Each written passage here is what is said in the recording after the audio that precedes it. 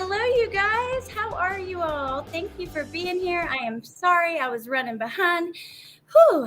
Hey, Nadie. Hey, West Virginia Mama. Hey, KTM. Hey, Inspector Gadget. The Scoop with Barb. Hello. Hey, Amber. Hey, Lucia. Hey, Carol freaking Claus. Out of breath. Hey, Music City Mom. Hey, BG. Pointer Lover. Hey, Tiff. Let's see. Hey, Grunger. Thank you guys for being here. Holy wow. What a day it's been. And yeah, there's just so many things happening in true crime and even not in true crime on social media, like with that Lil Tay situation, because it's not true crime. Well, I guess, I don't know. It's wrong, but it's not a true crime. It's just been wild. Hey, Crime Sleuthin'. Hey, True Crime Crazy. Hey, Crazy Mama. Hey, Teresa. Wicked West Paranormal. Hey, Emily. So before we get started, I wanted to just talk to you guys for a second. Did you guys, anybody in here happen to see a case out of Atlanta with a doctor that was where a baby was injured and there was and some stuff like that out of Atlanta? Has anybody seen that yet? Hey, Lori. Hey, MK. Hey, Shauna. Hey, Melinda. Whew, it is freaking hot here, y'all. Is it hot where you're at? Let me turn this off for a second because I'm going to go ahead and pull up. I saw that. Okay. I'm thinking about covering it, but it's just so graphic. I'm not sure. It's awful. It is awful. Absolutely awful. Oh, thank you, Carol freaking Claus. I saw it about the baby. Nay, where'd you find that? Where'd you see it? Necessary facts. Well, yeah, it's quite graphic. Maybe we're going to talk about it. I'm not sure. But yes, Pascal Show did a video about it. Actually, if one of the mods can drop his channel, then maybe you guys can check it out later if you want. And we may talk about it. But today I wanted to talk about some stuff with Idaho 4. So I know that his attorneys responded with some court paperwork. And there's some, about the DNA and stuff like that. That's not really what I wanted to talk about. We've been following the Airmail series, Howard Bloom, as he's, went along the way covering this. He's been out to Idaho. He's a New York Times best-selling author, but he also runs Airmail, or he writes for them. He's part of that. Let me say. Oh, Devil-Eyed Elvis. Thank you. Thank you so much. And wow, that is so generous. Thank you. And I'm sorry that I was late for the Frappuccino fun. Thought I was late, but I guess we're on Alex time. Yeah, I need to get better. I'm not one of those people that's like never late. I try really hard, but I'm almost always still late. There's just never enough time. But thank you. That is so freaking sweet. Very, very generous. Thank you. Hey, Mallory. Hey, Amanda. Hey, Stacy.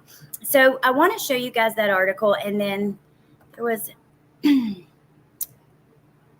I was going to show you like a quick video about that new paperwork as well. Actually, let's start with that, and then we'll get into the article. So it's interesting because he's got lots of inside sources, if you will, he says, and he writes in a very interesting way, but this is the best one. Some of the there's been 4 or 5 parts. Some of them have been like, I don't know. I felt like it was because his articles get a lot of publicity and, get a lot of people talking. I just think that this one was done. There's a lot of talk about the drug scene in Moscow and stuff like that. And I want to talk about that because of the way that social media goes with this case. And, it's bad. It's honestly probably the worst I've ever seen. I cannot believe, I just cannot believe. So I was going to share this video with you guys, and then let me see. I think this is just the paperwork and then her post. So let me read it to you. If I were the prosecution, I would do everything I could to call this witness's qualifications into question. So they're arguing about the DNA, and I don't even know enough about that subject to talk about it and not. sound completely ridiculous. I'm going to put it in the chat if you guys want to read the paperwork. I have it here. And then I was going to read you her thing. We'll just leave that there and move along because, I don't want to get into that without knowing more about it. And so, it is damn hot, you guys. Hey, Corey. There we go. So there's the court paperwork. If anybody wants to check it out. Now, remember that they do, like, I'm always impressed with the artwork on here too. They usually come up with some pretty cool looking pictures. This one is not one of their best, but they have had some cool ones. Do you remember Amber ATS News, that one that we talked about before? That was pretty good. So this is part 5. This week, Brian Kohberger's defense team announced that they plan to prove their client wasn't even at the scene of the crime. Could they actually get him off? We're going to read it and pause along the way and talk about it. Actually, let me change the tab for a second because I have to get it. I have to sign in or whatever, put my email in.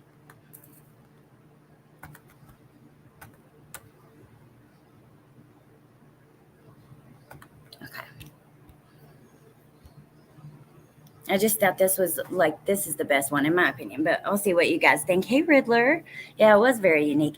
Looks like they put a yellow highlighter to the face. Nadine's channel is in the Nightbot now, and it's under explanation music. Okay, so stepping into the courtroom, you know the score. Only one thing matters, getting your client off the book. So if the facts are on your side, you pound them. If not, pound the table. Only the more you keep pounding, something unexpected happens. It all comes into focus. Everything starts to make sense because, it didn't go down the way the prosecution's claiming. There are way too many gaps, too many things that don't add up. And now the facts are on your side and you're ready to pound the table into smithereens. And you're staring as big as saucers at a premise that once seemed impossible. He didn't do it. And I think this is so interesting because I do think that his team is doing a pretty good job at working with what they've got. And, that's all they can do. And it is their job. We can't be mad at them for that. Melissa Nay's channel, she does the music melts, and she's been making some videos about them. I tried to put it in here, but, thank you, crazy mama. Okay, so fear commands Brian Kohberger's defense team, a relentless fear. The 3 lawyers, all paid for by the state of Idaho to ensure that the indigent suspect will be well represented, labor with the knowledge that their client's life is on the line. Kohberger, a 28-year-old graduate student in criminology, is scheduled to stand trial beginning on October 2nd for the vicious murder of 4 University of Idaho college students. Is that not crazy? That's only 2 months away, you guys. Less than 2 months. It's like a month and 3 weeks. Last month, the prosecution announced with sober resolve that, quote, considering all evidence currently known, unquote, the state felt compelled to seek the death penalty. And weeks later, the state legislature passed a law ensuring that in the aftermath of the seemingly inevitable guilty verdict, justice would not be deprived of its pound of flesh. If the requisite cocktail of chemicals for a lethal intravenous drip proved unavailable, the law decreed that a firing squad would be rounded up to get the deed done. Aw, Carol freaking Claus, are you serious? Thank you. Holy cow, that is so generous. You guys are way too good to me. Thank you. I appreciate that so much. My goodness. Oh, Riddler, thank you. Thank you, Carol freaking Claus. That is so freaking sweet. Thank you. Sounds like a hot shot team. Todd, I believe it definitely is. Pointer lover, thank you. Thank you so much. I appreciate that. Yeah, you guys are way too damn good to me. Thank you. I still cannot get over how confident he seemed to think he'd walk in there and allegedly commit this heinous act. I find this hard to believe unless he had a gun to threaten all with. I mean, I agree. 1 person against 4 with a knife, up close and personal. It is bizarre. I can't believe you guys. Pointer Lover, Claws, Deviled Eyed Elvis. Thank you guys. Oh, Liz, thank you. I almost missed that. I'm so glad I did not. Thank you so much. Thank you for being here. I have StreamYard set to save the super chat so that I don't miss them. Thank God they started doing that. Hey, Midwest Meemaw. Can't get past his DNA or sheath under Maddie's leg. I agree with you. Oh, thank you, Christina. You guys are, you're too kind. Thank you guys. Okay. I agree with you. I also tend to, I know it's innocent until proven guilty, right? And I do believe in that in the court of law. However, just with the little bit that we have so far, I lean on believing that it was him. That's just the way I feel, but I do respect all opinions. Let's keep going because this one's pretty long and it gets into some pretty interesting stuff. So, with this specter haunting Brian Kohberger's world, his lawyers have been diligent. They have pounded the courthouse table with motions, a rat-tat of demands for discovery, objections to protective orders, even a curious request for the personnel files of 3 of the cops who played a role in helping to clamp the cuffs on Kohberger. It's a seemingly desperate strategy that has left the Moscow, Idaho authorities bemused. At least that is what I'm hearing, albeit in whispered confidences quickly muttered in dark corners. The judge in the case having issued a draconian gag order. In the second-floor detective shack of the Moscow Police Department building, the mood is, I'm told, haughty and confident. This is interesting. So he's claiming that and look, this, he is not a police officer. It's not an official source. So it's what he puts in here is not facts, right? But it's quite interesting. He is a very connected man that has a very good reputation for this kind of stuff. So I find it really interesting. But hey, Summer. Tiff says, I don't believe the sheath has anything to do with the murder weapon. Makes no sense to me. Oh, thank you, Riddler. Yeah, they're probably like, what is going on? And you guys are the best.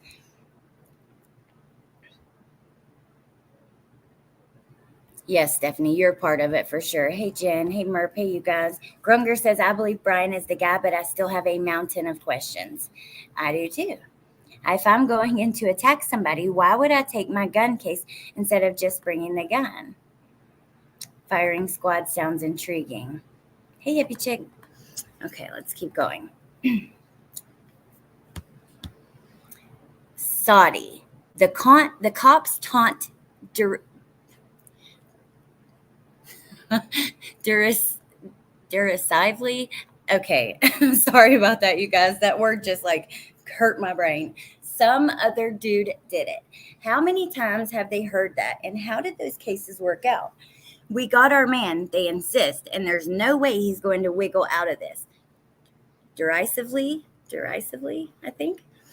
And the facts, as they're enumerated by law enforcement with glee, sure seem to bolster this argument. For starters, and maybe for finishers too, there's 51 terabytes of ostensibly confirming data the prosecution has handed over with sly relish to the defense. It includes, according to the court filings, thousands of pages of discovery, thousands of photographs, hundreds of hours of recordings, many gigabytes of electronic phone records and social media data.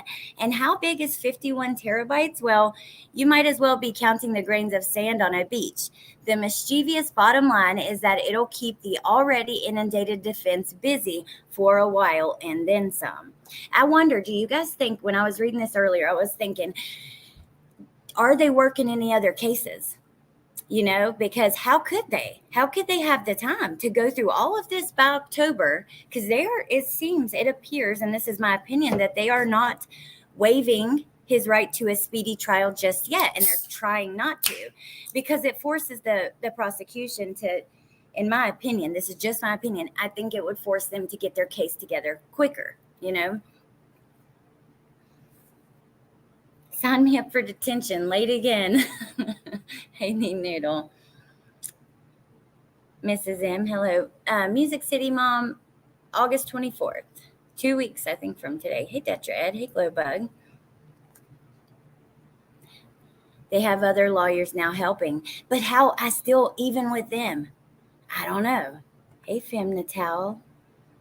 They only handle one death case at a time. Okay, but are there other cases that they're doing, just little ones? Even how would they have time for that, Okay.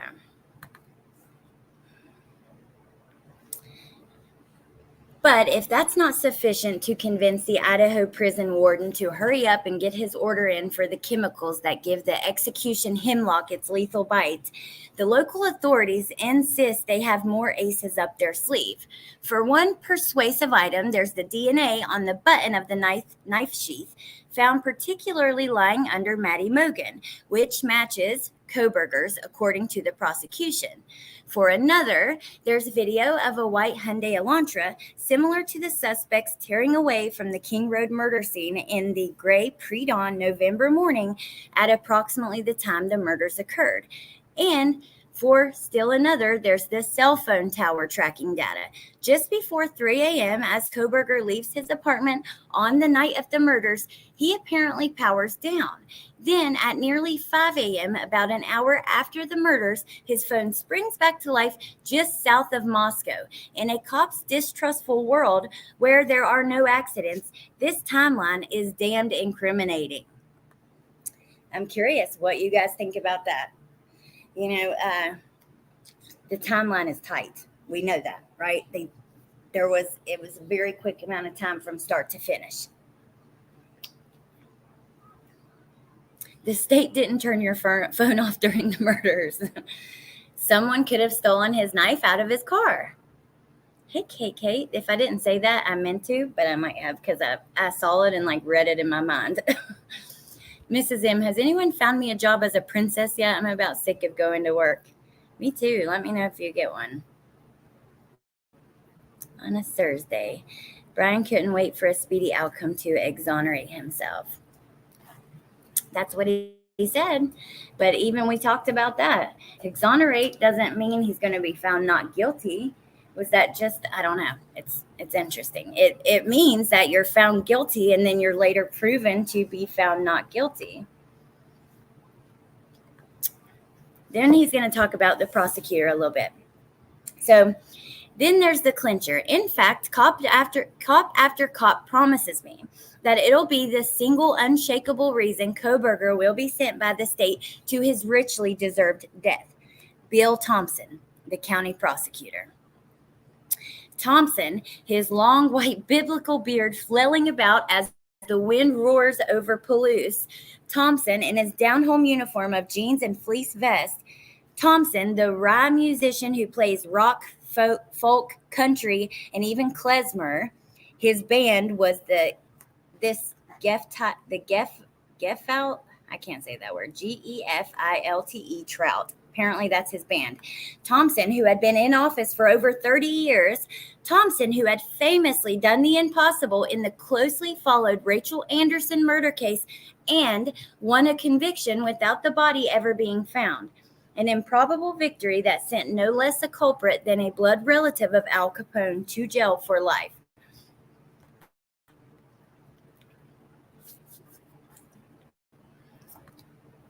So they think that he is basically determined. Let me just read his words instead of trying to put my own spin on it. Rumor has it that this will be Thompson's last hurrah.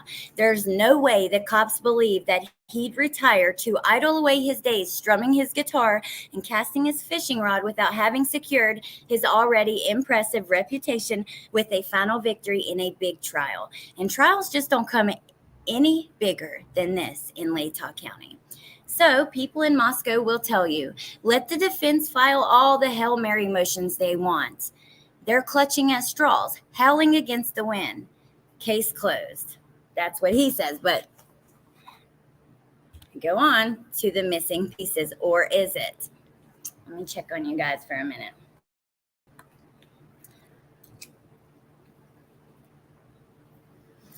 Where is the knife? I don't know, Maria. I think that's interesting too.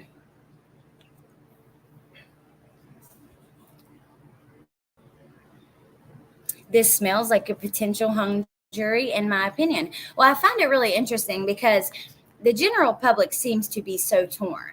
And washed up can also mean expired. You have some people who are just, a lot of people are waiting. They think that they probably have a lot of evidence we don't know about. But there are a lot of people that just don't see it that way. And I really believe that his attorneys are closely watching social media because, well, even in this article, some of the things we're going to get into are, they started as just little rumors. This person could be involved, that person. If they pay attention and one of these rumors actually catches on and the public believes it and it is believable, then they're like, maybe that would work for a jury. You know what I mean? So that's kind of the way I look at it. Hey, Tess. There is way too many coincidences. Oh, thank you, Crumb Sleuthin. That's why she's looking for technicalities. Well, that's kind of, let me just keep going and we'll talk more about it because it kind of goes into some of that. So, or is it? Because for a supposedly open and shut case, it sure is starting to seem a lot more open than shut. At least that's what the defense team is excitedly whispering to each other, according to several people privy to their deliberations. Give the state's much vaunted evidence a couple of good swift kicks and it'll break apart. That's what those defense sources, energized by a triumphant sense of an extraordinary upset in the making, are sharing with me. The defense sources are sharing with him that they are excitedly whispering to each other about what's going on here. Okay? They give the evidence a couple of good swift kicks and it'll break apart. The DNA, it's touch. That is from skin cells, not blood. Grounds for suspicion, not a one-way ticket to the execution chamber. I think this is so interesting, the way that because it works. It's working. You can see it working on the general public, Do we all think the trial is still going to ahead on the 2nd of October? I wonder. I hope it does. I think it might. However, I think they might have something up their sleeve. I don't know. We'll have to wait and see. Hey, Punksy. Hey, Tess. If I didn't say hi to you. Would he wear that sheath on his belt? And if so, why was it off? Did his belt come off? Then if so, why? I wonder. Well, maybe in a struggle. Maybe it was just down in his pockets. No Burger is guilty, in my opinion. Oh, thank you, Crime Sleuthin. You're pretty cute yourself. Pretty darn cute yourself and smart.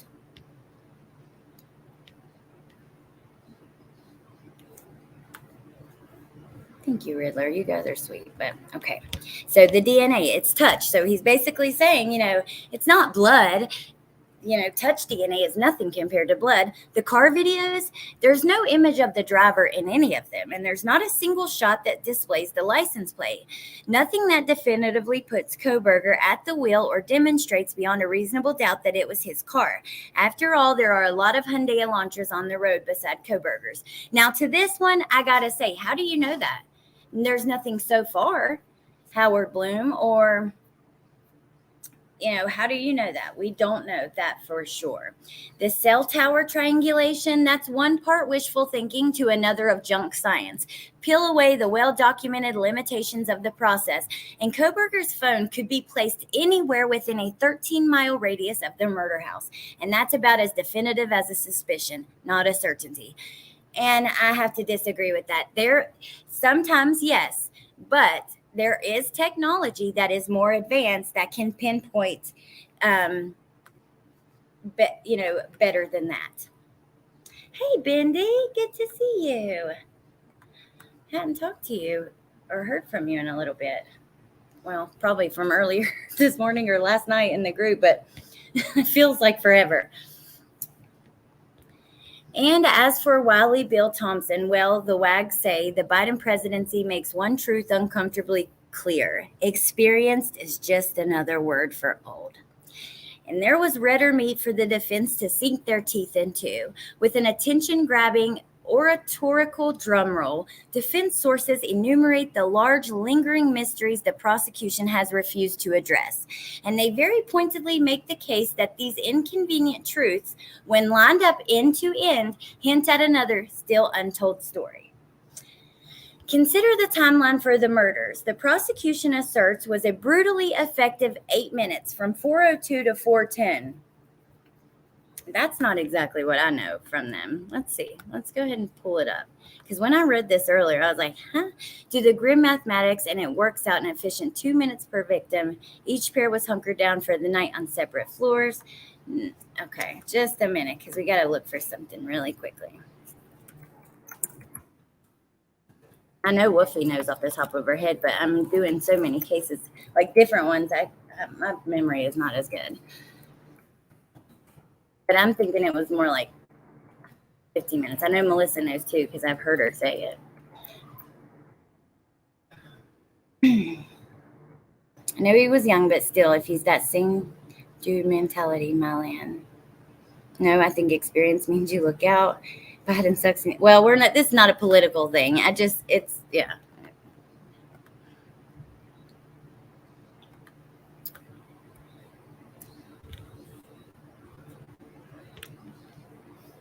Okay. At 4 o'clock, they respond at 4 p.m. Hold on.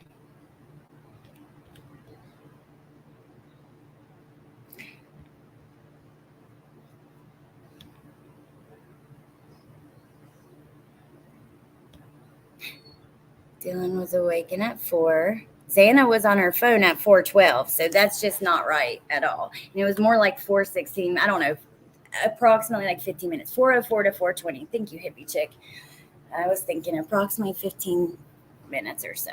So, but let's continue anyways, just so the facts are clear, because that is not factual.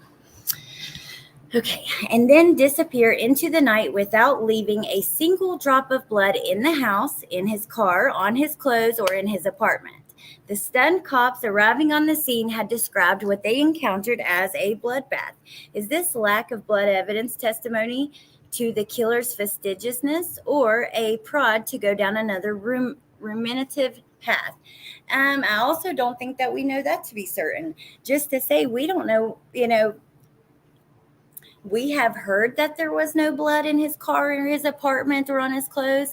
We don't know what the house looked like, and we just don't know that 100% yet. That's where I stand with that. So, and remember too, Kaylee's father had found a measure of small comfort in the fact that his brave daughter had, the coroner had revealed to him, fought back like a tiger, and yet no traces of cuts, scrapes, or bruises were observed on Koberger. 4 young, fit targets, and he somehow traipsed away with his patsy skin as smooth and unblemished as any sedentary academics. As smooth and unblemished as any sedentary academics. Inactive bookworm.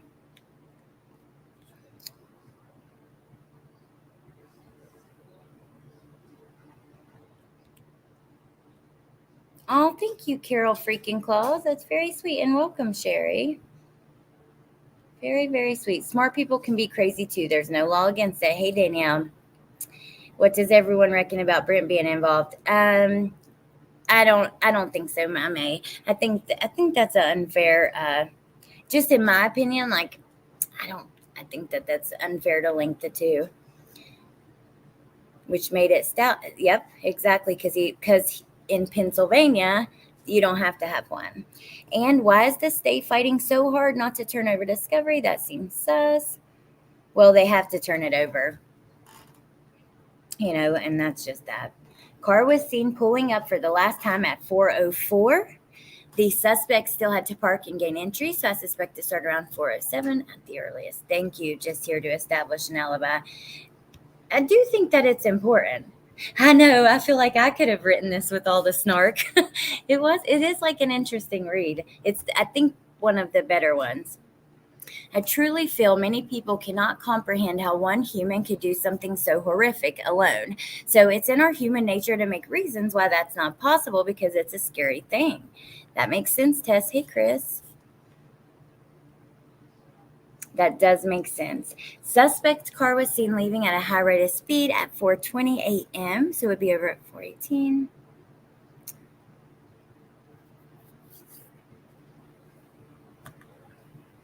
Okay, let's continue. For a supposedly open and shut case, it sure is starting to seem a lot more open than shut. Oh, yeah, that's the quote out of his thing. At least that's what the defense team is excitedly whispering to each other. Then there's the coroner's autopsy report. What was behind the delay in the determination of Ethan's wounds?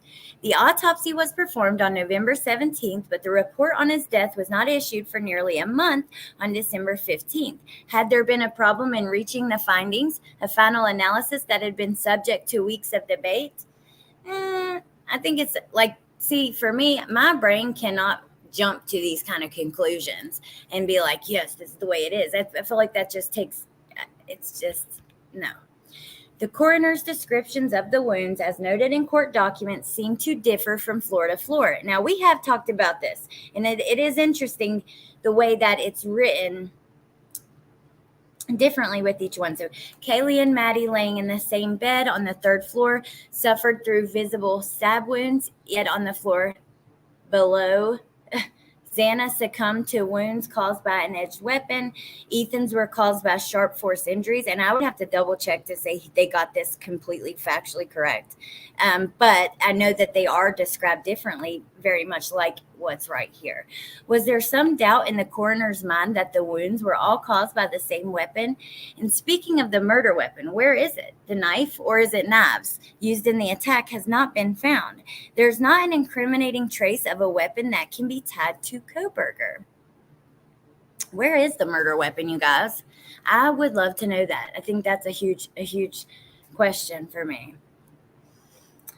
The crime was committed in minutes. You're right, Detra, and just a very, very short amount, regardless of exact detail of this, which, like I said, this is not accurate. But would the wounds be different as the killer got worn out? RJ, I would think so. Definitely. Well, think about like fist fighting. Like, I don't know how many of you guys have fought with brothers or sisters or other kids in school when you were a kid or anything like that. But fist fighting for a whole minute is so like it feels like a minute takes like 10 minutes to get through, and it is exhausting. And so I feel like it would be something like that. Like, you're exerting so much energy. Now, his adrenaline also is going to play a role in that. You know what I mean? To me, minutes implies I do hope they find planning and explain well how this was planned and carried out. Should have gone to the game says even if he got off free, he's more likely to find a wife as a prisoner than out here. Nobody's going to date someone accused of this. Sounds like more than one weapon. Hey, Evie. I could see that, Tiff. I could see at least where you could go there with that. Weapon is down the river. He might have dumped the knife somewhere in the middle of nowhere on the long ride home. Oh my, the energy that would have taken everything from him, Shirley. I agree. I mean, look, you catch somebody under the influence or in bed asleep or whatever, it's going to be an easier fight, obviously. But still, this one person who, like the article, called him sedentary. Hold on. A sedentary academic, which means he's sitting around not doing shit, but schoolwork or reading and stuff like that. He's not active. He's sedentary. So, excuse me. How could he be so strong? I don't know. I think that's a good question, and that's a good place to kind of build that doubt in people's minds. However, it's possible, right? Especially if you're attacking people who are asleep and under the influence. But these suspicions are just preludes to the bigger mysteries that keep the defense up at night. In an objection to the state's motion for a protective order they'd filed in late June, the team zeroed in on a few of the lingering questions in a revelatory document and a provocative one. They point out that back in December, the prosecution was made aware of 2 additional males' DNA found inside the King Road house, as well as male DNA on a glove outside of the residence days before the murders. If the DNA had been Kohberger's, the prosecution would have been screaming this revelation from the Moscow rooftops. The state's stony silence, the defense believes, can mean only one thing. The DNA comes from 3 other men. And so the obvious and yet very pertinent questions remain unanswered. Who are they? And how do these 3 unknown men fit into the horrific events of that night? Well, I'm sorry, but I feel like that right there can be answered just so easily, explained away. It was a party house. This is a college house, and oh, Lou, thank you. Thank you, Lou. Appreciate that so much.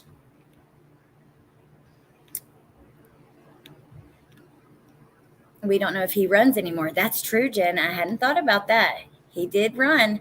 And there's other things too he's been rumored to do athletically from time to time over the years.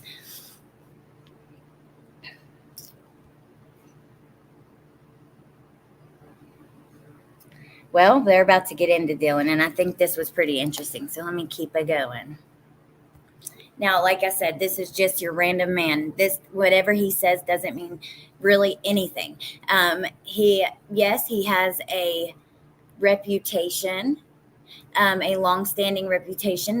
This company does a lot with putting out, recent true crimes and stuff like that. He's wrote books, best-selling books and things. But at the end of the day, he's just a human. Whatever he says, you take it for that. So I just have to say that. And before we move on any further, when I want to talk about the DNA for a second. Number 1, there are so many possibilities for that. It's just crazy when you think of all the people in and out of this house. Number 2, the one glove is the glove that Chris McDonough found outside of the house. Doesn't seem like that was very helpful to the investigation. So I'm not sure that people should be interfering like that. I mean, look, now the defense is using it to cause doubt. There was a glove found outside and it doesn't have Kohberger's DNA.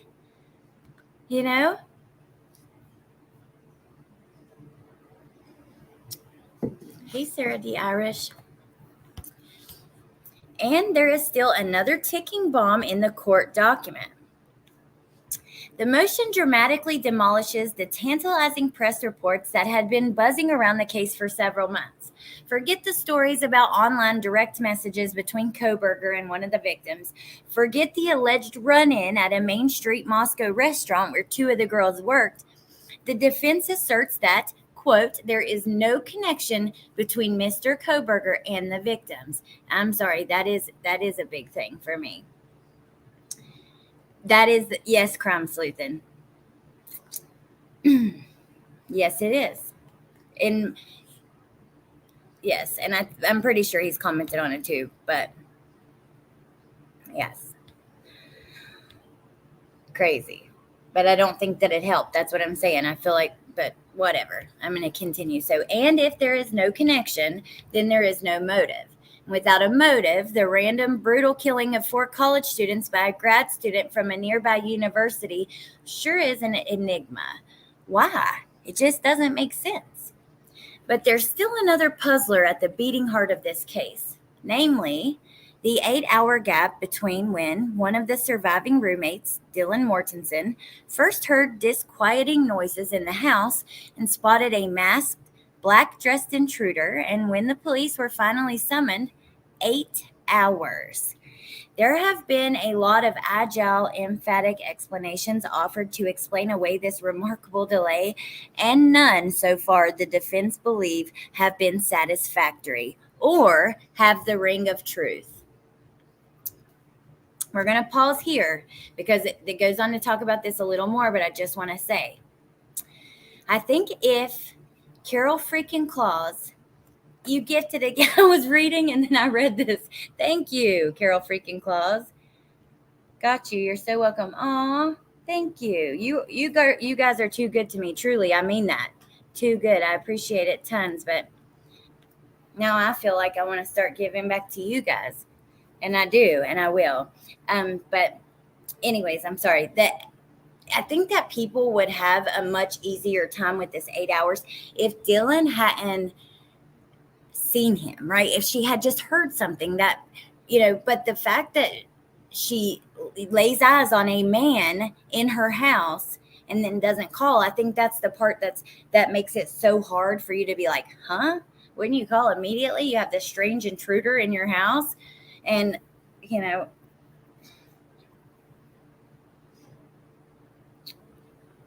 it takes more time and I'm not saying that, anything about that. I truly believe that there are explanations that could explain that, whether it's shock, whether it's being scared, that kind of thing. I just think that is the problem that people have. It's like you're hearing it all take place. That's one thing that could be explained away. You could think you're tripping, think you're drunk, I don't know, but you see the person, I don't know. It's tough. It's tough to understand. And especially for people who haven't been through things like that. You'll hear of people, though, that come forward and say, I've been in a similar situation. I was in shock. I couldn't do anything for hours. I didn't realize what was going on for hours or, whatever. But I hope she does nice things for herself, too. She is so generous and it's very sweet. It really is. But you got to do it. It's awesome to do things for other people. And then you also got to show yourself the love along the way. Like Mrs. M said, I totally agree. My daughter has questioned the survivors from the beginning, but I'm waiting for trial to see what she has to say. I am torn.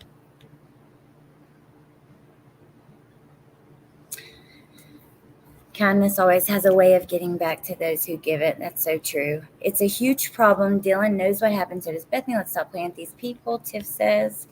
Yes, it's the time lapse that's a mystery. However, we don't know. We weren't there. Thank God. Poor kids, all of them. I agree. Hey, Lynn. I mean, like I said, I can understand that. I can understand, explanations that would make that make sense. I just think it's tough to grasp fully, but let's continue. Well, wait, let me see.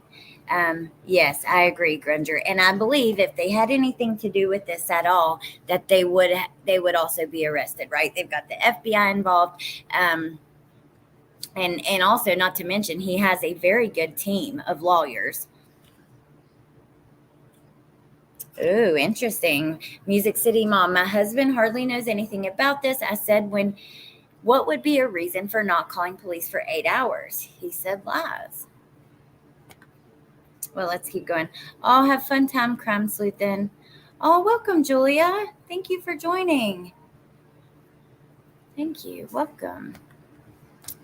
I appreciate that. We're going to have another giveaway. I still haven't there's an active giveaway on my members tab right now for some really cute stationery. If you, I guess I'll choose another winner, the third one, because I've sent out 2 emails and I haven't got a response back. So, if you've left a comment, you're entered already. If you're a new member joining now, go over there and leave a comment, and I'll choose again tonight. Okay, so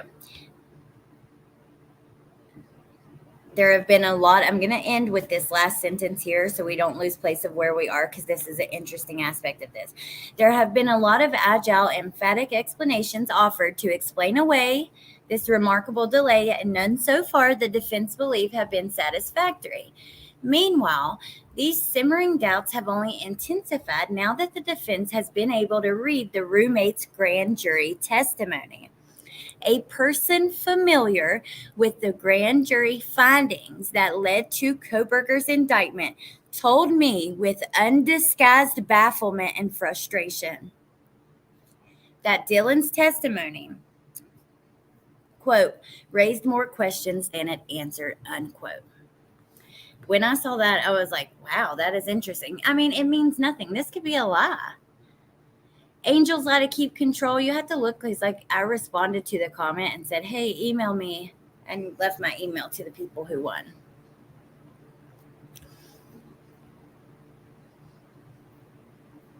Oh, Mrs. M. Buying yourself time for something. Let's see. I did not go back to the start. Did we discuss the little Tay? Yes, a little bit, Foxfire, but I barely touched on it. But yeah, TMZ came out with a story today, and supposedly she says she was hacked. I don't believe that. I don't believe that. Not for a second. I am sorry, but if you're hacked, you're telling me you're not going to come out like immediately. You've got millions of followers. Why didn't you call TMZ yesterday? I am sorry. And also, why did your family members who were being reached out to by the manager say I was told not to comment? So I don't believe she was hacked. I don't buy that. I don't like it at all. It is so frustrating when you see all the attention go to these lies when there are so many cases and people who don't get the damn attention. It's not right. I think there should be serious punishments for it. I really do. Hey, Woofy. What are you talking about?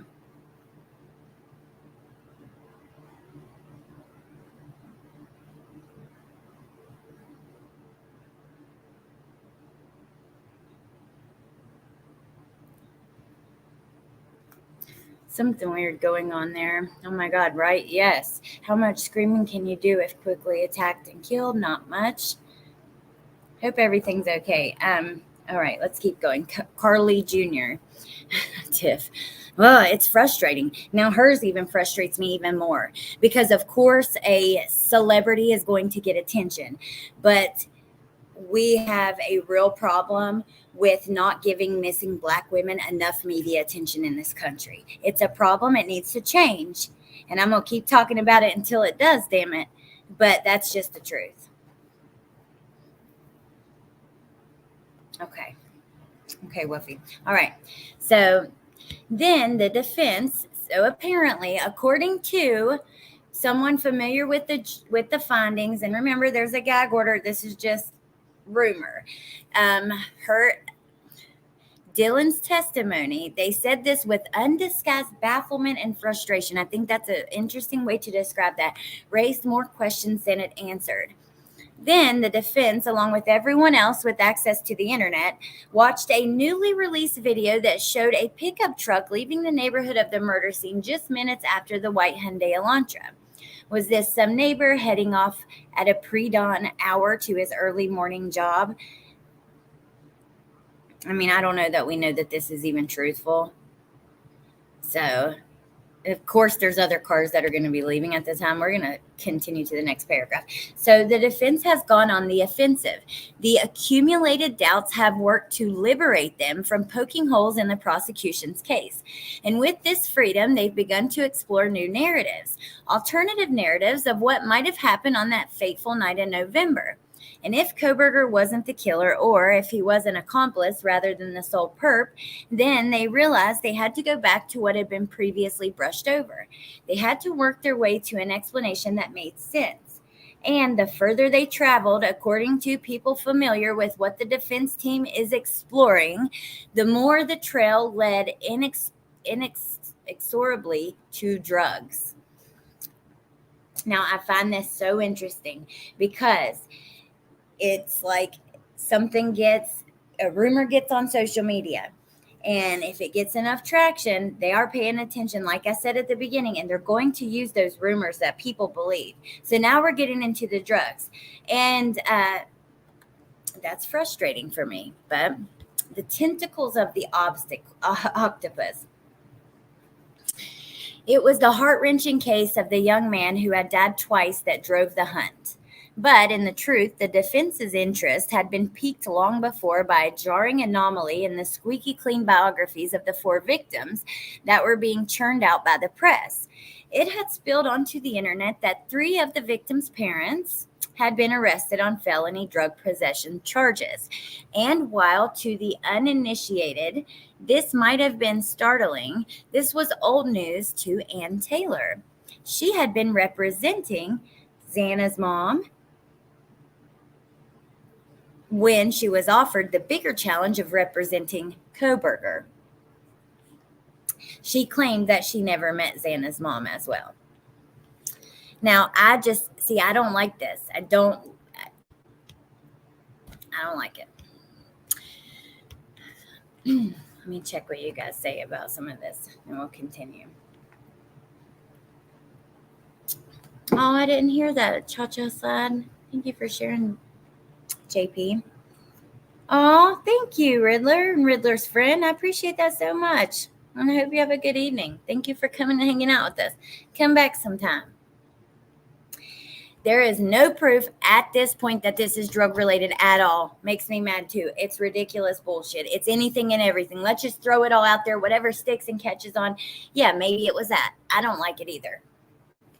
But we're going to read it and we will say how we feel about it. So, still, 4 victims and 3 parents with a history of drug arrest. What were the odds? Was it a strange coincidence, a sad commentary on contemporary American life, or something more? In the end, it was another of the many stray tidbits that the defense filed away and then promptly forgot. But then last March, a former University of Idaho frat president, a 22-year-old journalism major in his junior year, died not once but twice in a single night. And in the aftermath of his sad and needless demise, new avenues of speculation multiplied, spreading out in previously unexplored and surprising directions. It was spring break and Caden Young was looking to score, and he succeeded, only to pay with his life.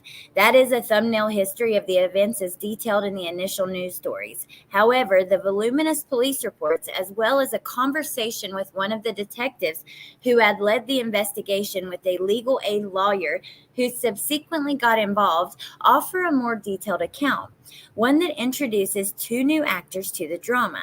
There are a couple who quickly caught the defense team's attention and continue to hold it like a magnet. Yeah, they're going to blame this couple. Okay, if you haven't heard, I know you guys have heard about them. We're going to talk about it. This is Caden Young in this picture, by the way. Let me zoom out a little bit.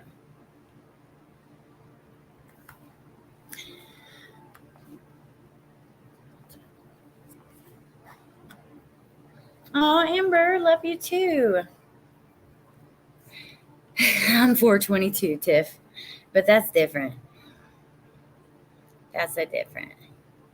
The narrative makes me furious. I don't like it either. And you know what? I'm so surprised at how hard it's caught on. Oh, thank you, Illusions. Appreciate that so much. Hey, Donald. The penultimate day of Young's brief life began with a decision to leave the apartment in Centralia, Washington, where he was visiting a one-time fraternity brother, Christopher O'Flaherty. After O'Flaherty had to go to work, Young decided he'd take an Uber to Tacoma, where he would meet up with some friends that would drive him to Seattle. The next morning at nearly 1 a.m., O'Flaherty told me he got a call from Young saying he was at the hospital in Seattle and needed a lift home. Bro, what happened? Young, with a matter-of-factness that surprised his friend, recounted that he'd been partying that afternoon with friends in a room at a Seattle Holiday Inn. Snorted some cocaine, apparently laced with fentanyl. The next thing he knew, his face went white and then blue. Suddenly, everything turned completely black. I was dead, bro, was how Young, apparently still dazed and bewildered by it all, summed things up to O'Flaherty. An ambulance, however, had been summoned, naloxone was administered, and the next thing Young remembered was waking up in a bed in the hospital, alive. He now was being released, and he was hoping his old Alpha Cap brother would come and get him. So at 2 a.m., O'Flaherty made his way to the hospital and retrieved his buddy. On the ride home, he grew concerned because the passengers seemed out of it, nodding off frequently. But they nevertheless stopped at a Jack in the Box to grab burgers. Young had roused from his fog long enough to announce in an emphatic voice that he was hungry. Once back at O'Flaherty's apartment, though, he immediately crashed on the futon in his friend's bedroom. He was snoring something awful. Flattery playfully recorded the racket on his phone. He thought they'd have a good laugh over it in the morning. But when Flattery checked on his friend a bit later, there was a swirl of whitish vomit circling Caden's mouth, and a frantic search for a pulse revealed nothing. When the medics arrived, it became official. Caden had suffered. Hold on one second, you guys. I'm so sorry.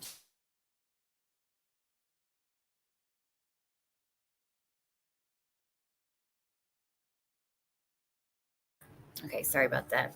People were walking through my parents' house. Okay. Because I'm over here. I think I get better service over here. But when medics arrived, it became official. Caden had suffered his second and final death. It was all too common, another young life ravaged by fentanyl, and within days it might very well have become simply another tragic statistic in a national body count that is climbing toward pandemic proportions. But then the police made 2 arrests in connection with Young's death. Hurrying to room 214 of the Holiday Inn where Young had first overdosed, the police arrested Emma Bailey, 22, of Moscow, and Demetrius Robinson, 36, of Tacoma. Just as they were apparently preparing to leave, they were each charged with 1 count of conspiracy to commit a violation of the Uniform Controlled Substances Act. That is, they had allegedly supplied the student with the lethal fentanyl-laced cocaine, and they were held on a $100,000 bail. Pleading not guilty but unable to post bail, they were shuffled off to the Lewis County Jail, where they were to await their May 30 trial date. How many of you guys have heard them? I've heard them brought up and blamed for this so many times. I can't believe it. Yes, Music City Mom. Random people, they have been tied to this, and it's been happening for months. And the problem is, though, that it started as this little social media rumor. They have no connection to this. It is complete BS, in my opinion. But I don't know. That's just how I feel about it. Hey, Blue Petunias. Hey, Judgmental. I like your name. I didn't read it right until I read it out loud. Just spilled my soda a little bit. Did you hear about the prostitution thing with these 2? No, I didn't, Jen. But I don't know, Angela. Maybe he didn't have enough naloxone. I think they got Emma's daddy too. See, there's a lot of people that know about them and stuff because they've been people have tried to connect them to this for a while. I don't see how to me. I think, how do you not see that Brian Koberger potentially did this, but you can connect them? To me, it doesn't make sense. Somebody who feels that way, explain it to me. Help me try to understand, because I'm like, wait, so you don't think Brian Koberger had anything to do with this? They have all this evidence, but there's nothing connecting them, and they may have done it. Oh, I love my mommy and daddy, cray cray. They're my people. Hey, Teresa. I don't understand how the link. Somebody who gets it, please let me know. Haven't heard that one yet. Teresa, we are reading the recent installment of Howard Bloom's Airmail. His, it's pretty interesting, but now we're at the part of where it's like a little frustrating. I'm going to keep reading it, but okay.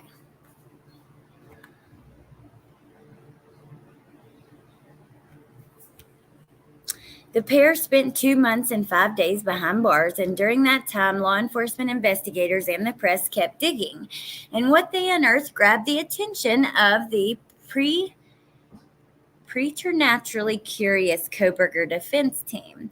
Robinson, or D, as he was widely known in the college towns of both Moscow and Pullman, had quite a rap sheet. Extensive was the adjective the local paper used to describe it. Violent was the modifier, though, and that leaped up in many people's minds. Among the eyebrow-raising highlights, a 15-month prison sentence for a second-degree assault in Pullman back in 2018, a second-degree rape investigation 2 years later, and then in 2021, an arrest in Pullman for the suspicion of possession of a controlled substance. There's all kinds of bad people out there. There's people out there that have been that have done time for all kinds of shit like this. That doesn't connect them to this, though. That, I don't know. While the drug case had fallen apart because of legal concerns over an overly gung-ho search of a hotel room, the fourth-degree assault and harassment charges stuck, and he served 151 days in jail. Also scattered about Robinson's sheet were 5 charges for driving with a suspended license, one of which landed him in jail for 5 days. There was an outstanding arrest warrant for another.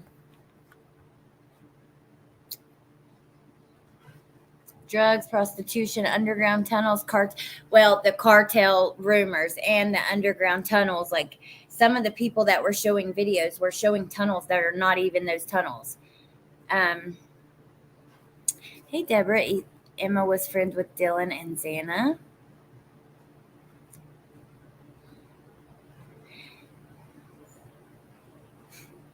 Kate, his name's Howard Bloom. He's a best-selling author. He's been following it and visiting and, going to some of the hearings and stuff the whole time. Oh, thank you, Liz. Lions, tigers, and bears. Oh, my. But how come? But this is the thing. As it doesn't make sense to me, the connection. It doesn't make sense to some of you guys. It does for others. And the problem I have is that this has caught on so much from a little social media rumor to the point where it's in articles like this, and there's talks the defense team is talking about it and stuff. Are they going to use the things that people they see social media believe something, or they see, this create doubt for people, and they're like, we could use that. You know what I mean? That's what worries me. Squeaky wheel. This just goes to show you that Howard Bloom is just as big of a nutcase as any of the other Koberger sympathizers. They want to see a killer walk free. Hey, Lucia. You lost your phone for about 15-20 minutes. It sucks. Hey, Legendary. See, people will somehow connect the prostitution thing to the house. I don't get it. Like I said, I need somebody to help me. It doesn't matter, Tess. It doesn't have to. It doesn't, to create reasonable doubt. The whole point of the beginning of this article, though, and I do agree with that, is that they don't necessarily they have to poke holes in the evidence, and there is ways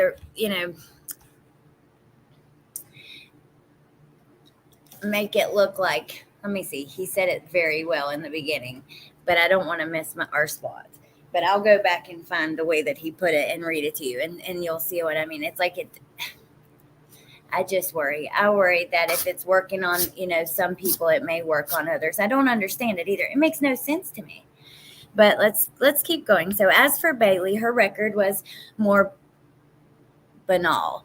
A DUI arrest in February. There's an amusing visual record of the aftermath. Police body cam video of an obviously inebriated yet indigent Emma trying with impressive sincerity to convince the bemused cop that she hasn't been out seriously drinking.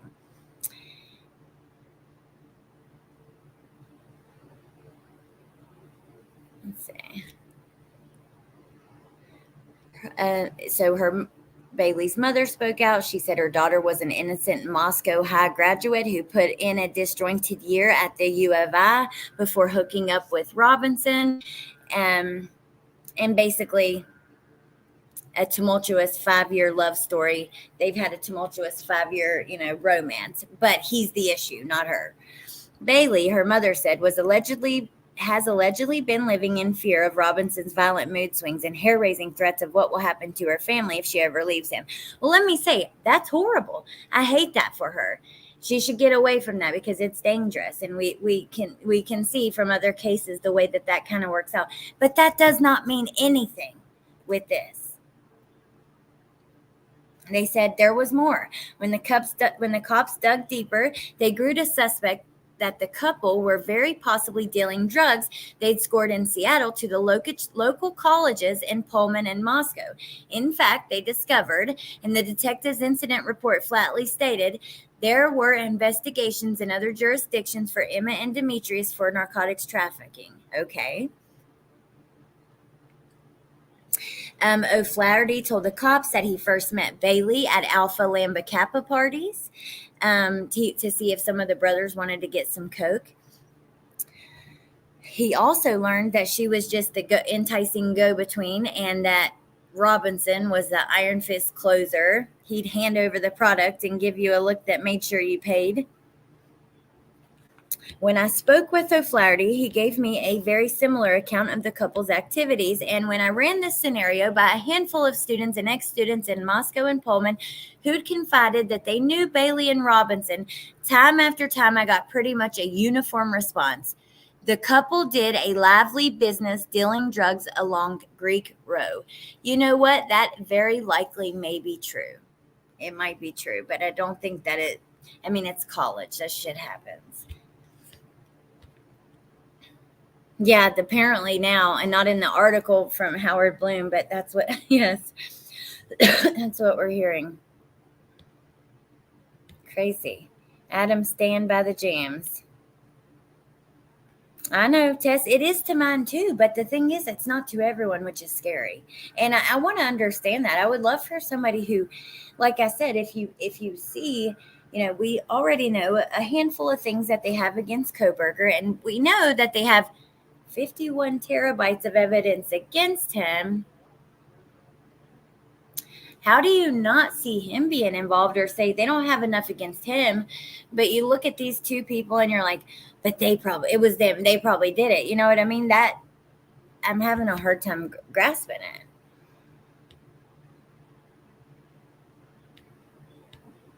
So it took 6 weeks to arrest him. Police would have done their homework. Judgmental. Oh, it was Jules. Okay, thank you, Jen.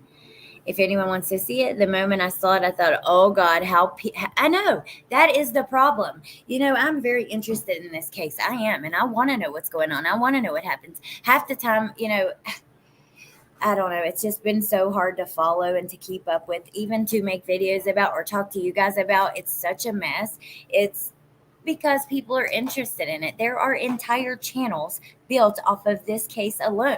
That is not helpful to the case. Look, now we're starting to see some of these social media rumors that are blowing up so large, they might potentially reach the courtroom, or at least we know they're watching.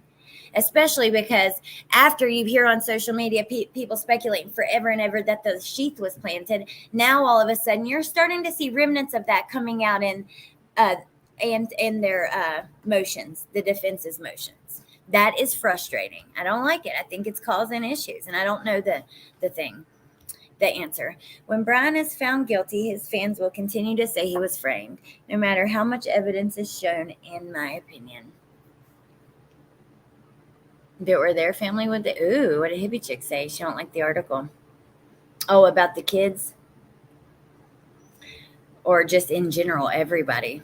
They wouldn't be saying these rumors or ridiculous narratives. People thinking a PCA. Yeah, Wolfie told me about that earlier. The probable cause affidavit is just like, and me and Jen have said this over and over and over and over again. But it's just a small, little, tiny part of what they have. It's just a little glimpse. That's it. It's not meant to prove beyond a reasonable doubt that it was him. They have to save some for later. And also, by the time when they're doing that the probable cause affidavit, arrest affidavit, however, depending on where you are, when they're writing those, they are still collecting evidence. They are sending things off to the lab. They don't even have everything at the time that they write those. They just don't,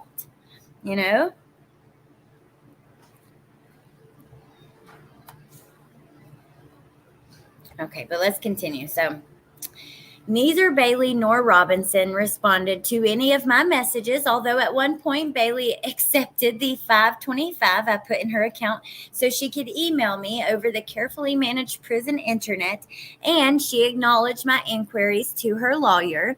A friend, however, acting on their instructions, ultimately sent me a text, and we talked by phone. Tanner Aspire announced that he was Dee's good buddy and was in fact planning to go into business with him. That got my attention. What business? What the heck is that? What business? I asked guardedly. Fish farming, Tanner explained. They were going to open a business to farm trout in Colorado. We'll be able to sell them over the entire Midwest. Colorado, a good place for a fish farm? I asked without any real interest. I just wanted to keep him talking. Still, my question seemed to throw him. There was a long silence, and at last he suggested thoughtfully, maybe Montana does make better sense. But all this airy business talk was just a prelude to the message he wanted to deliver. Both Emma and Dee want you to know that they'd never deal drugs, and they never sold any cocaine to Caden. The worst you can say is that Dee has an anger management problem, but he is getting it under control. I dutifully took it all down, but I still had one question. What's Emma's role going to be in the fish farm? It's a real love story, Aspire assured me, while at the same time deftly avoiding the question, where Dee goes, Emma goes. And the couple did in fact go off together just 5 days before the trial for supplying the lethal cocaine was to begin. A judge dismissed the case. Wow. Their legal aid lawyer had zeroed in on a technicality, but it was clearly a very consequential one. The question of prosecutorial jurisdiction. Apparently, they'd been scheduled to be tried in the county where the death had occurred rather than where the cocaine had been ingested. But their good fortune might be short-lived. The judge had dismissed the case without prejudice. Very more few. That means it can be refiled in the same court of law if the authorities draft a new and more carefully drawn indictment. Is one in the works? All a fuming Centralia detective who'd been involved in the case from the morning he'd found Young's body would say is, we're not going to let this case disappear. All right, so just a second. We're going to finish this up, but I want to hear from you guys.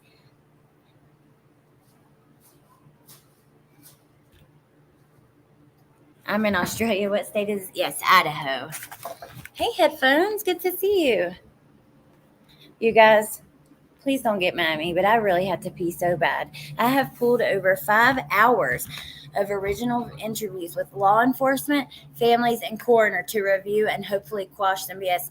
That's awesome because it is becoming a problem. It's a horrible problem. And it's also like, how do you address it? Okay, might be an hour or so late, but I'm here. That's really dangerous if all that was going on there. Seriously, I'm very concerned. Okay, give me like a minute.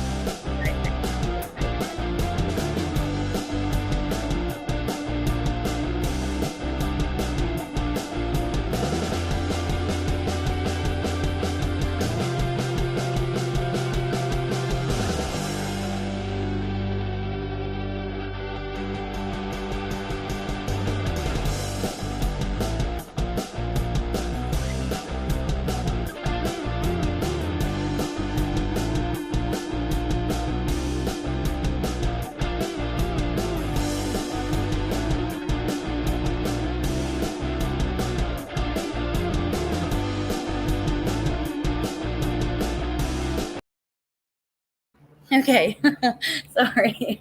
I mean, I drank so much water today, there's no way I could hold it.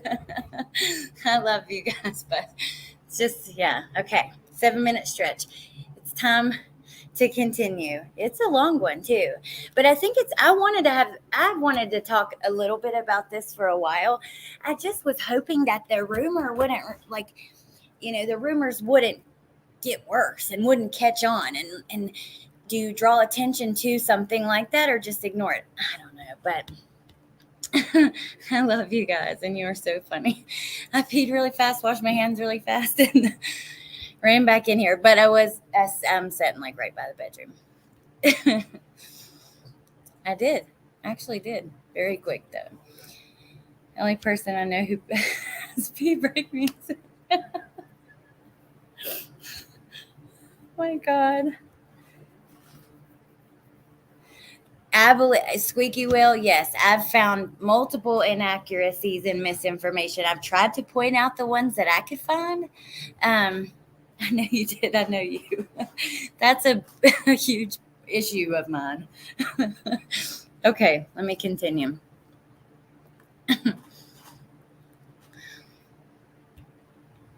So the cop is not going to forget about Caden's case. And he's not alone. The case hasn't disappeared from the thoughts of the Koberger defense team either.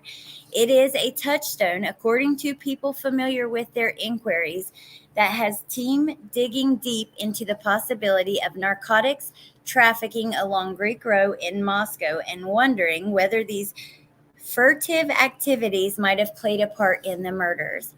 What, if anything, they've uncovered is wrapped up tight by the iron bands of the gag order. But now, having caught the scent, I head off on my own. I want to know what they want to know. The overview offered by the Seattle DEA field office is a tale of cutthroat international intrigue, a pipeline that runs from China, where the fentanyl precursor chemicals are produced, to the sinister Sinaloa, to the cartels in Mexico. Now we got to mention the cartels, right? I just cannot believe that. I want to know what they want to know. Why?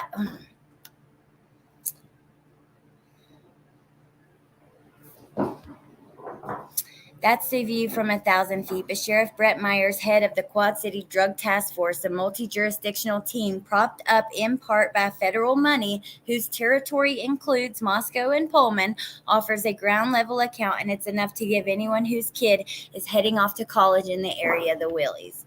Now, that is scary. It is scary that there is so much stuff going on there. Thank you, Devil Elvis. Thank you. That's very sweet. Appreciate that so much. Thank you.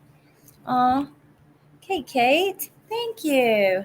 Go buy a Coke and a cheeseburger for Koberger. Thank you, Kate.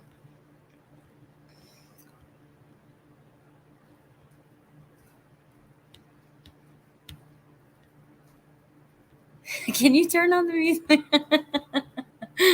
Carol freaking calls. That is hilarious.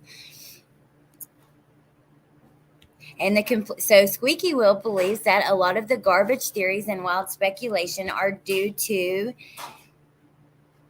the gag order. And, I go back and forth with that too, because I don't know.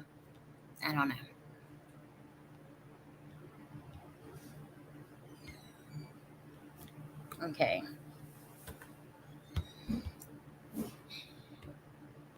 Matter of factly, the sheriff states his task force is working with college kids in the local schools who they've caught dealing MDMA. Now, let me just say, I do think that there is one thing this could explain, right? So they know that there's MDMA, Molly, stuff like that there.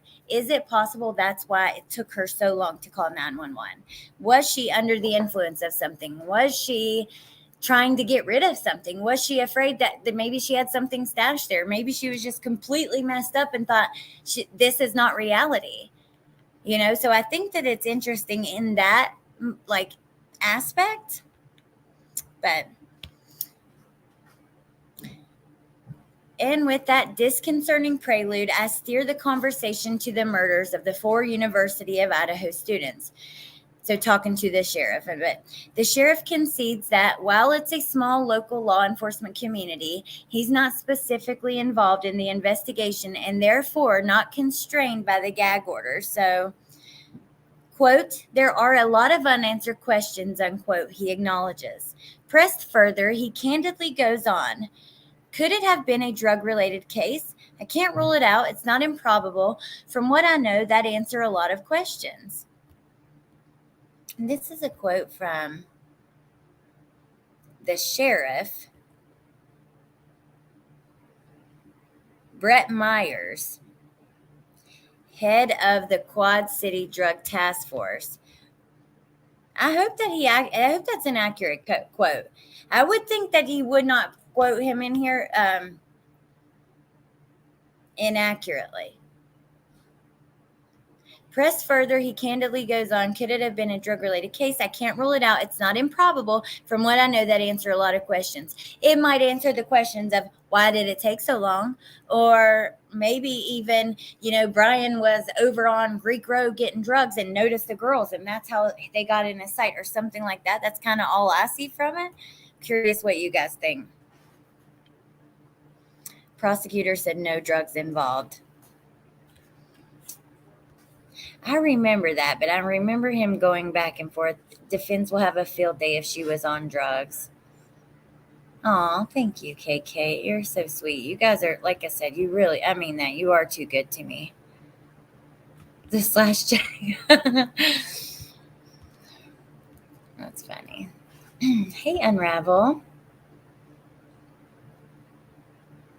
Carol freaking Claus. Thank you. Appreciate that so much. But now I'm going to have to buy you some more gummies or some kind of present. I want to treat you guys back. I love you back, Foxfire. People will only use this article to prove their crazy theories. I know they will. They absolutely will. But the facts are this. Number one, there are several inaccuracies in this article that are just flat out not true, that you can very clearly see by reading the probable cause affidavit. Okay. There's a little bit of interesting information and conversation towards the top of it. I thought that was very, good because they talk about, the defense's potential strategy, and they talk about one that could work, right? But other than that, that's just where how I feel about it. So all this abstraction, but this is all abstraction. And moving on from the sheriff, my search turns to a concrete inquiry. Did any of the victims know Bailey and Robinson? And my inquiries conclude with an unqualified maybe. Ashland Couch, then a U of I senior, was an original signer of the lease on King Road with the others. She never moved in. Is that accurate, T? Because I remember us talking about it, but I cannot remember her name. Nevertheless, she remained a friend as well as a sorority sister of several of the residents, and according to some reports, she would visit from time to time. She also follows Bailey on Instagram, which could mean something or which means nothing. That means nothing. I follow so many people on Instagram or Facebook or wherever and have for years. It literally, it's just frustrating. Which could mean something or nothing. No. But it does lead to another question. Did Bailey know Koberger? And this has persuaded investigators associated with the defense to revisit Brian's first day in Moscow. Now, I want to talk about this with you guys too. But let me just, before we go on to this church versus state part, I want to go back to the beginning test because I wanted to read this for you, because this is why it worries me that these theories catch on here. They could catch on with a jury or something. I hope not. So this part, the accumulated doubts have worked to liberate the defense from poking holes in the prosecution's case, and with this freedom, they've begun to explore new narratives, alternative versions of what may have happened. Hold on, where's the part that says?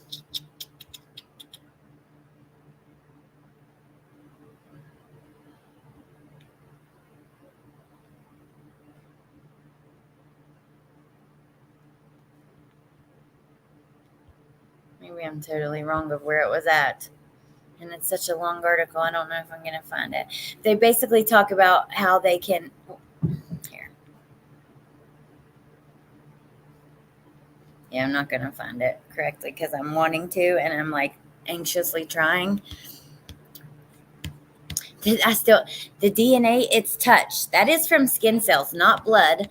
Well, I see how there's a slight difference there, but I just think that they can use things like that to talk to people who may not know enough about it. Like you've seen, a lot of people following this case probably haven't been following true crime for a long time. They obviously don't understand the way the court process works, and the probable cause affidavit versus the grand jury or the pretrial hearing, and how much the burden of proof for that versus the burden of proof for a trial.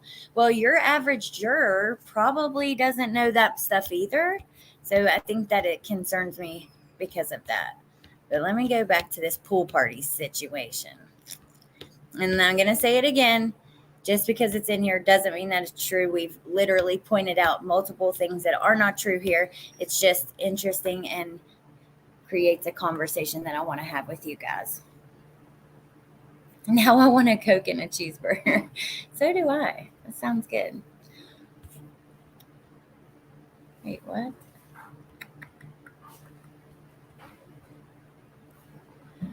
MK, thank you. Thanks for all you do, Alex. Holy moly, thank you. I cannot believe you guys. Thank you so much. That is so sweet, and I appreciate it very much. Hey, Sarah Wesley. Wow. Thank you. Okay. Thank you, Carol Freaking Claus. If it wasn't for your comment, I would have seen it, but not right that second. So thank you so much.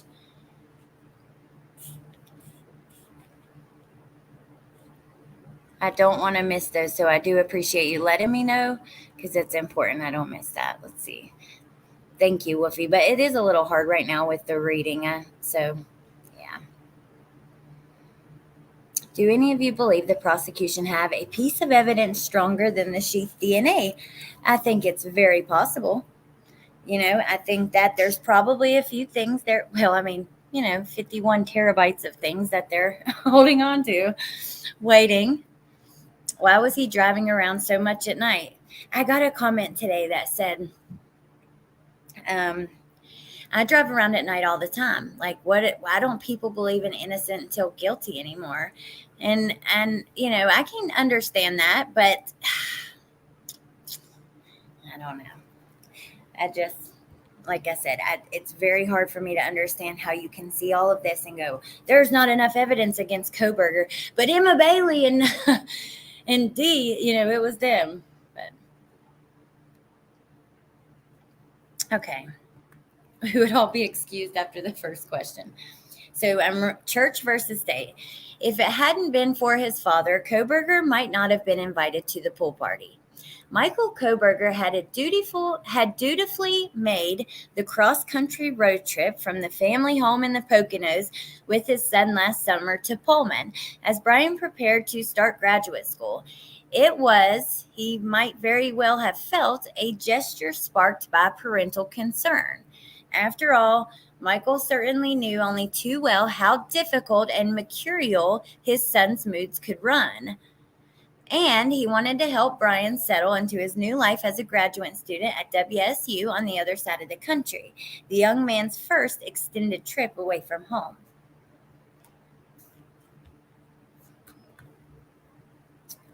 Thank you guys again, and I appreciate it so much. I really do. Just for being here and just the super chats and members, just being here in the chat, chatting everything. But thank you guys. I just want to make sure that I say that enough because I do appreciate it. If they drove night of a murder in a car Ellie was looking for, wouldn't they come forward? That's an excellent point. You have a white Elantra and you were out driving around, just, diddling around, and there's a murder, and law enforcement comes out and they're looking for this car. Now, yes, it was the wrong year, but close enough where you might be like, I was out there. I wear my sunglasses at night. Getting his knives to sleep. Okay, Kate. Hey, Jordan. Just driving around, getting his knives to sleep. I love you back, Amber. Okay. So Dad could have also been suffering a father's guilt over the rough road his son's life had traveled. Heroin addiction, a torrent of psychological problems, as well as the hard-scrabble experience of being pulled along through a family's 2 bankruptcies. Now that things were seemingly back on track, Michael wanted to do what he could to make amends. There's old Brian. And so when Michael was crossing the parking lot of the apartment complex on Northeast Valley Road, a stone's throw from the WSU campus, and he spotted his son's new next-door neighbor, Christian Martinez, he hurried over to him. He wanted the burly, married military veteran's help. Michael confided that his son had a hard time making friends. He was shy. Could Martinez look out for him? And we talked about this, months ago. That chance encounter led Martinez to invite his new neighbor to a pool party on July 9th at the Grove, a clapboard complex of buildings filled with college kids, mostly University of Idaho students, a 15-minute or so drive across the state line in Moscow. Thanks, I'll have to run and get trunks, Koberger texted back. And so while Zach, DJ Grape Vinyl Cartwright, a muscular PhD in food science with the continence of an Aztec chieftain, chieftain and a jet black man bun manned the turntables. Koberger in his new trunks perched at the shallow end of the large pool.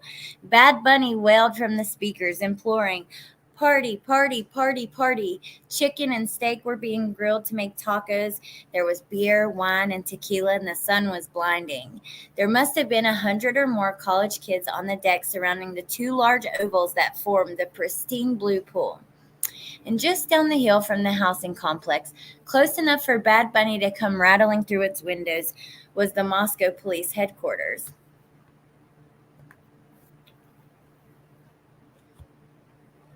Is there any video footage of him talking? Yes. Of Koberger? Yes, but guys, I can easily sleep straight for 12 hours if my blackout curtains are. Oh my God, Jen, really?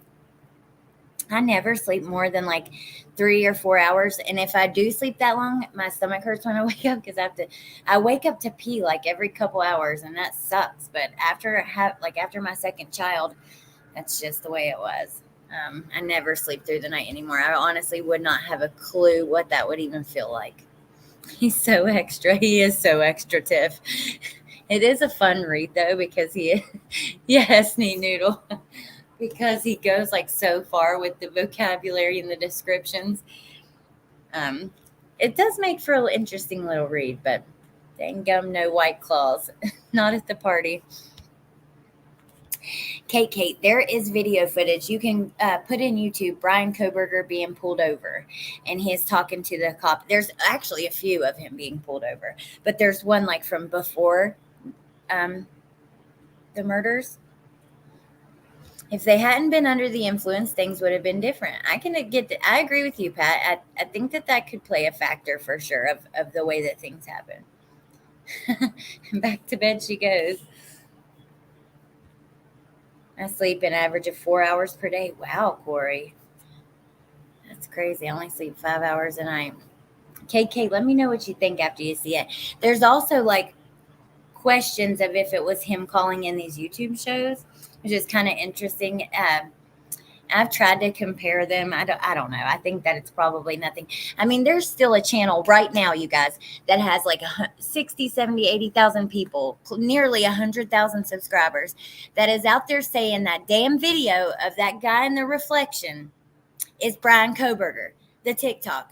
When it's not him, it has been proven. The guy that it was, he has a YouTube channel, and he's got a video about these like sparkly shoes or something from years ago, this collector's edition. And you can actually, I don't know, we've done it months ago. There is a way to like line everything up. It's not him, but there are still people saying that that's him. I don't understand why people can't just take that he stalked those kids and killed them.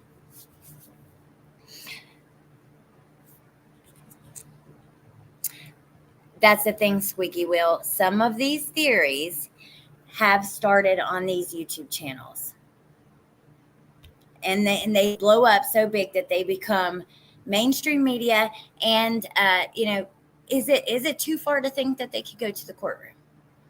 So let me keep reading because we got to go soon. But taking a seat next to Koberger was Bathis Salamjon, a laid-back, darkly handsome, off and on WSU undergraduate who was friends with Martinez and Cartwright. He and Koberger got to talking, and while the details of the conversation have long been forgotten, Salamjon, is that how you say his name? Lord have mercy. Vividly remembers how the, quote, dude would talk chin up straight into my face. We were just shooting shit, he says, but he was definitely one serious dude. Nice enough, though. Then Salamjon stood up and went off to dance. So Koberger, perhaps not wanting to be a wallflower as the party was gathering steam, went over to talk to the DJ. He was asking me about my speakers, all kind of technical stuff. Cartwright remembers, but he had this way about him. You know, those people who don't understand personal space, he was one of them. He'd get real close. It was off-putting. Finally, Cartwright told his new acquaintance, I'm DJing, man. I'll catch you later. about Koberger. That's kind of interesting.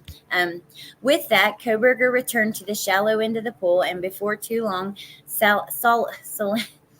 Salami John returned, and he witnessed two events that, in their pregnant way, are provocative footnotes to all that would happen in Moscow just a few months later. So Koberger returned to the shallow end of the pool, and this guy witnesses two things that stand out now. He watched as Koberger abruptly jumped up without warning and approached a girl in a black thong bikini with pink hair and a complex tattoo design on her left thigh.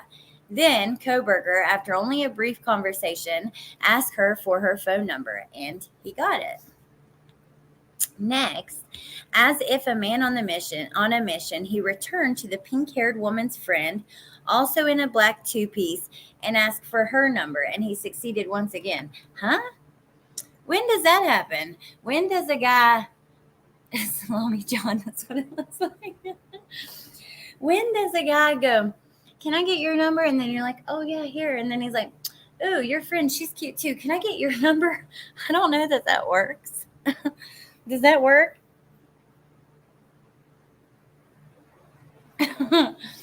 High-profile cases always have a lot of BS attached to them, especially when there is a long time before trial, but this is one of the worst. You're right, MK, and I think it is the worst I've seen.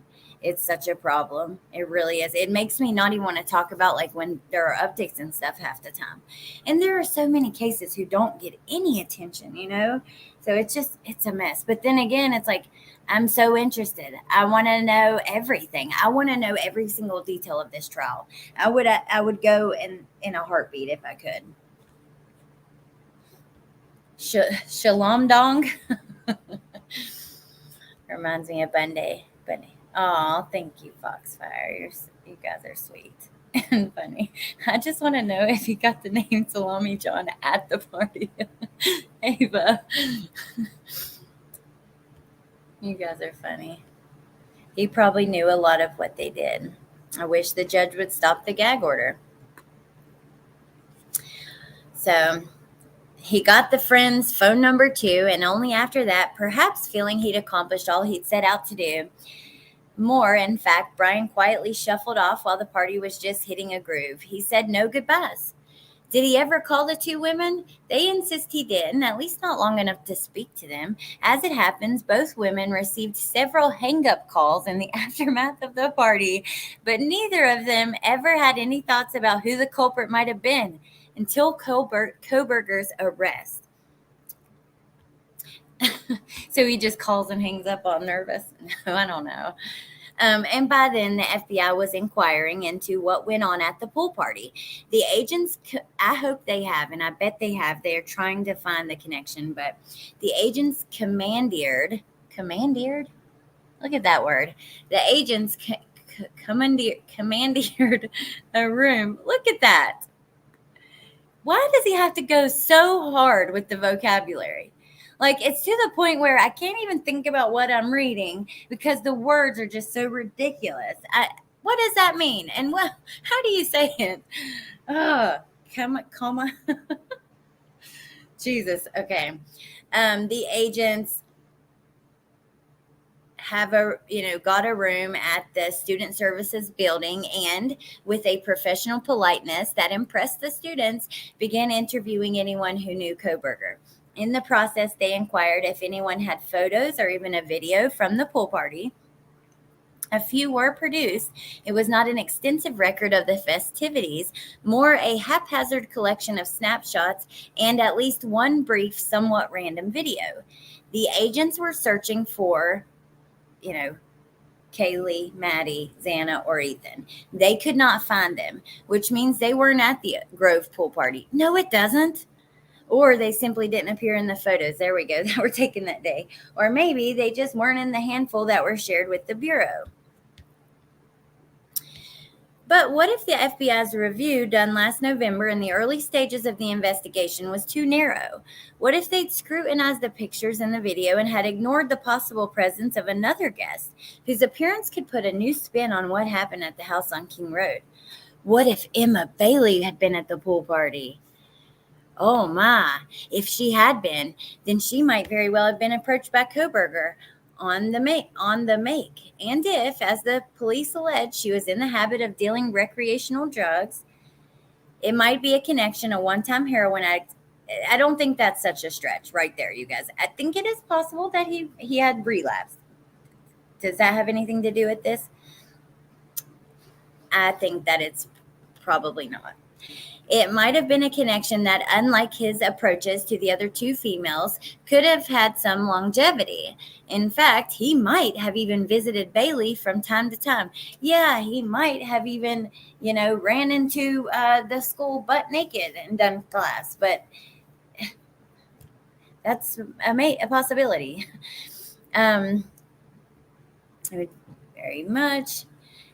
So they say that if he was visiting anywhere there to get to score drugs, that it would ping his phone the same way.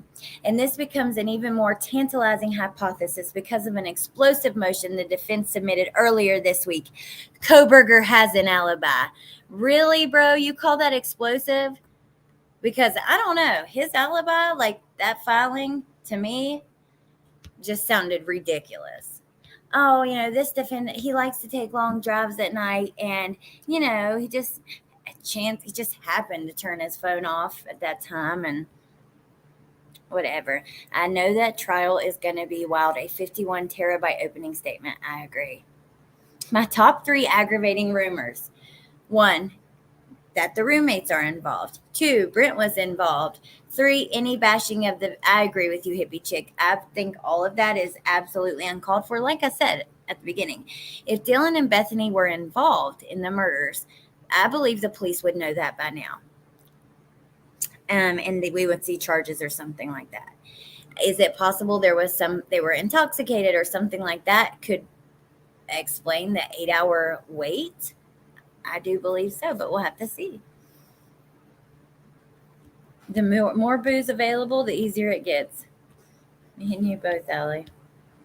I'm so far back in chat. Hasn't been like this since Watts Jordan. It's horrible. And the thing is that you could sit around and talk about it forever and ever.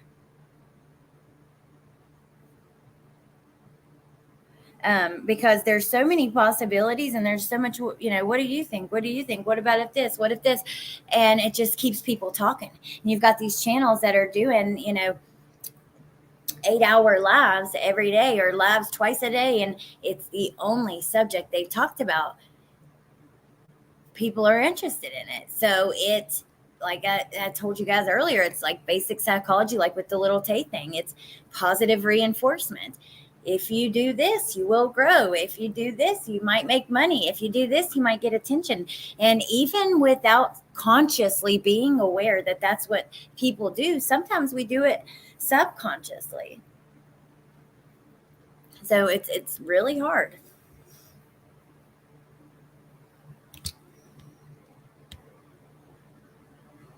Commandeered. Thank you, criminality. Commandeered. Thank you, guys. To take over. You guys are the bomb. I'm convinced AI wrote this article. I did this last week with specificity. Is that how I say that? Sometimes, like, I will know how to say something, and then I sit here and like look at it on a live, and it just doesn't make sense. Like, I feel like his first article was pretty good, right? And then it was like the next few, I was like, I just was annoyed even reading it. This one, I think it's had some interesting points. If he would have left out the Emma Bailey bullshit, that needs to be dropped. That is just, there is no connection. If you think there is not enough evidence to hold Kohberger, how in the hell is there enough evidence to point to them?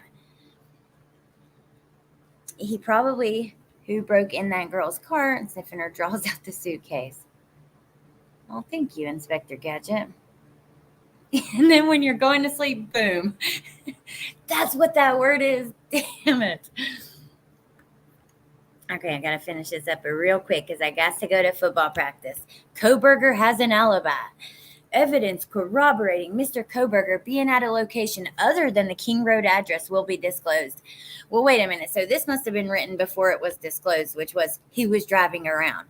That makes no sense. I don't care if Emma was at the pool party. He said some people thought she was. She might have been. It doesn't really matter.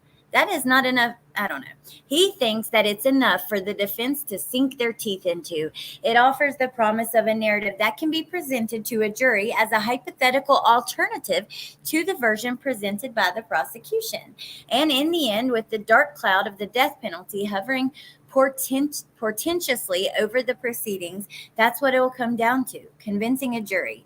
The jurors will decide whether the state has presented this sort of airtight case that will justify its taking one more life in retribution for the 4 that were already extinguished. In a heartland community such as Moscow, I had expected that a predilection for Old Testament eye for an eye justice would rule. The prosecution, despite the many deficiencies in its storyline, will not need to work too hard to spin a narrative that will catapult Koberger into the execution chamber. This is disgraceful. I'm sorry. At this point, I'm getting annoyed. To spin a narrative, that's not what they're doing. They're putting out the facts. The way that he's wording that as if is encouraging people to think it's bullshit.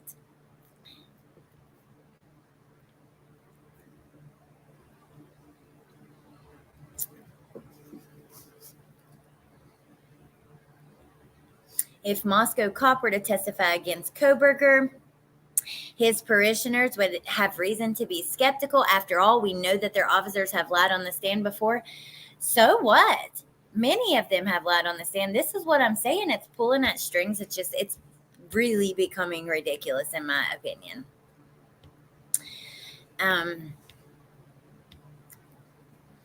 So anyways, I'm going to drop the link for this in the chat. I want you guys, I'll put it in the description as well, to be able to take a look at it for yourself and kind of dig through it.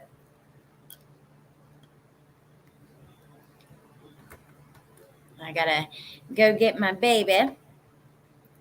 Thank you guys for being here. Let me turn that on so I can say goodbye to you guys. Hey, Mark Klein. Why is this author so wordy? I mean, his readers are not scientists, or I don't know. It's not that we're not smart, but come on. I know. I feel the same way. It's like you are trying too hard. If he would tone it down just a little bit, it would be so much more intriguing, because sometimes his choice of vocabulary is like, it gets me interested. I like it, but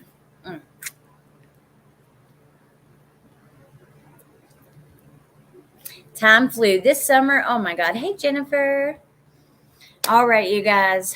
I've got to go get my baby. Thank you for being here and going through this article, going through some of the, he's so dramatic. He is going through some of the rumors and all that kind of stuff. And yeah, we'll talk about it again the next time that there's some sort of new information. I know the mods were dropping lots of channels during the chat. Please go subscribe to those channels. And yeah, thank you to my mods. Thank you to everybody. Thank you again, by the way, to MK. Oh, Jordan.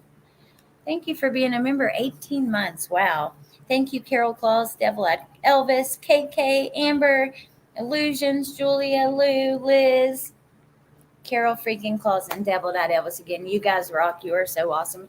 I can't even tell you like how much I appreciate it and how much your kindness means to me. I really do appreciate it. All right. Hey, Mystic. Thank you. I'm glad that you've been here, and thanks for commenting. I love you guys. I hope you have a good evening. I'll see you tomorrow, and we'll get into some other stuff. Not Idaho, for sure. I'm going to be doing the Oakley Carlson documents. That Rachel Morin case. There's a lot of interesting stuff there. So we'll be talking about it all. Hey, B Crumbs. All right. Have a good night. I love you all, and I will see you soon. Bye. I tried to turn my camera off like that. Let's see. Okay. Bye, guys. Oh, thank you, Carol, for the membership. Bye, Cat's Life. I'm sorry you just got here and we're done. I'm trying to end it, but my button didn't work. Okay.